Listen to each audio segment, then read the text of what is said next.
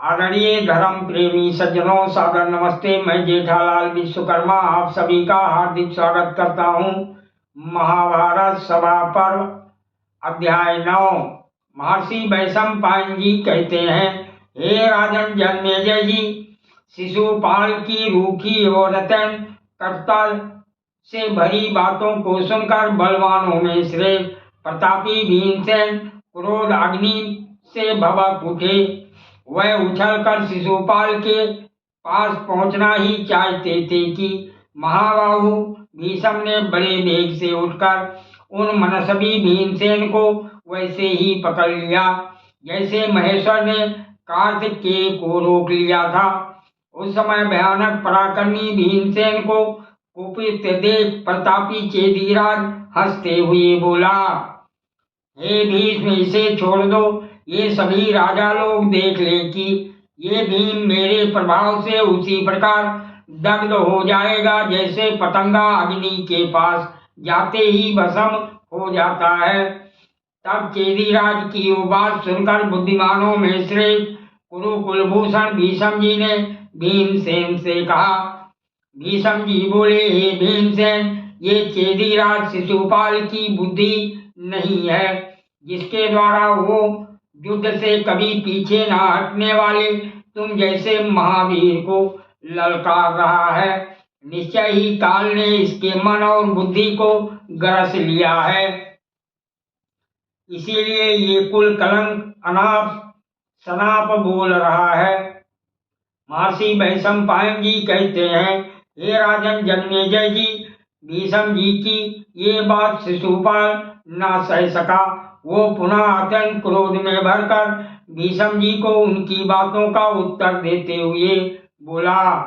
शिशुपाल बोला, हे भीष्म, अपनी निंदा, अपनी प्रशंसा, दूसरे की निंदा और दूसरे की स्तुति, ये चार प्रकार के कार्य पहले के श्रेष्ठ पुरुषों ने कभी नहीं किए हैं।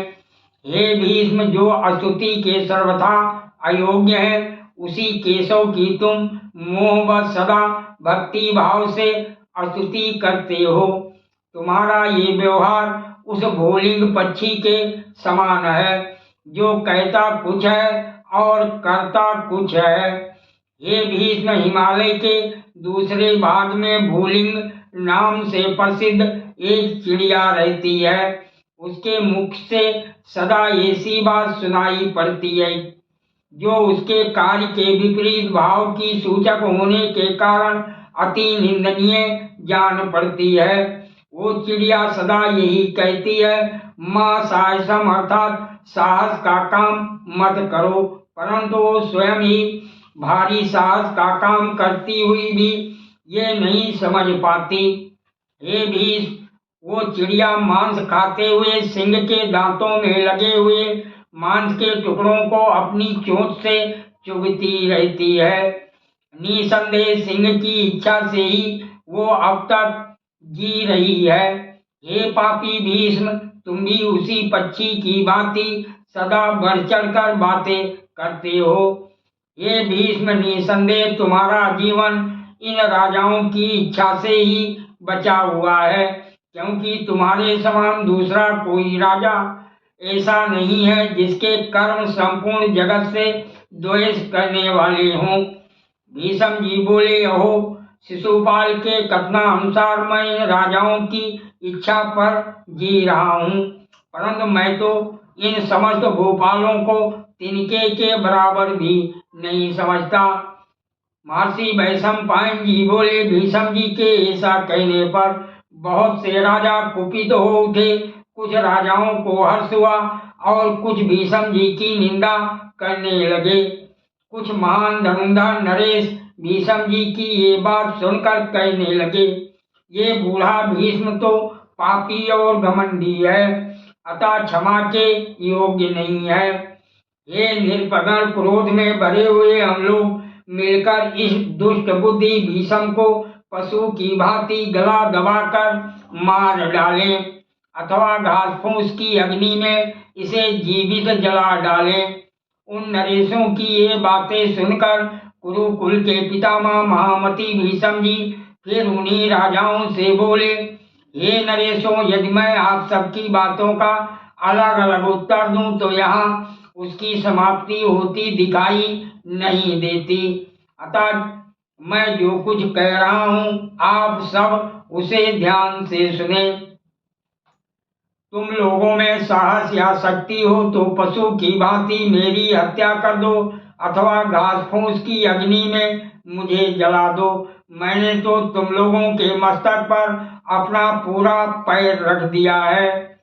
हमारे द्वारा सत्कृत एवं पूजित अपनी महिमा से कभी च्युत ना होने वाले अर्थात अलग ना होने वाले गोविंद तुम लोगों के सामने विद्यमान है। तुम लोगों में से जिसकी बुद्धि मृत्यु का आलिंगन करने के लिए उतावली हो रही हो वो यदु कुलभूषण चक्र गदाधारी श्री कृष्ण को आज युद्ध के लिए ललकारे।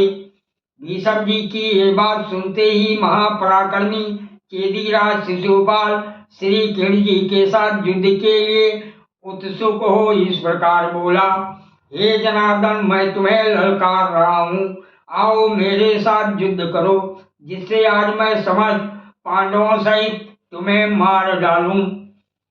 हे कृष्ण, तुम्हारे साथ ये पांडव भी सर्वथा मेरे द्वारा मार डालने के योग्य हैं, क्योंकि इन्होंने सब राजाओं की अवहेलना करके राजा न होने पर भी तुम्हारी पूजा की है। शिशुपाल के ऐसा कहने पर अनंत पराक्रमी श्री कृष्ण जी ने उसके सामने समस्त राजाओं से मधुर वाणी में कहा, हे राजवृंद, यदुकुल की कन्या का पुत्र होकर भी ये शिशुपाल हम लोगों से अत्यंत शत्रुता रखता है। यद्यपि यादवों ने इसका कोई अपराध नहीं किया है तो भी ये क्रूर आत्मा सदा उनके अहित में ही लगा रहता है। ये भूमिपालो, हम प्राग ज्योतिषपुर गए थे अर्थात चीन गए थे।